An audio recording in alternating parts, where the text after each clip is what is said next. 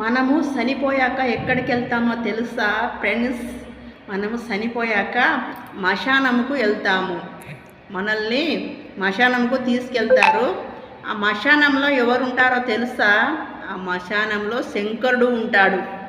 అప్పుడు చచ్చిపోయిన శవం తీసుకుపోయి కాలబెట్టాక జీవితం శ్మశానంలో తిరుగుతూ భయపడుతుంది, గజగజ ఉనికిపోతుంది.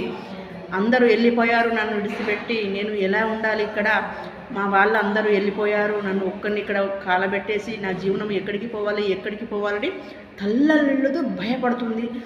ఆ జీవనం భయపడితే శంకరుడు అప్పుడు అందులోకి వెళ్ళి లేచి, భయపడకు బిడ్డ, నేను నీ కొరకు ఉన్నాను, నేను ఎక్కడ లేను, నేను శ్మశానంలో ఉన్నాను, నువ్వు భయపడతావని తెలిస్తే నీ బాజునే ఉన్నాను చూడు అని పక్క నుంచి లేచి నిలబడడు. స్వామి, నువ్వు ఇక్కడే ఉన్నావా? నువ్వు శ్మశానంలో ఉంటావా? శ్మశానం అంటే ఏంటిది బిడ్డ?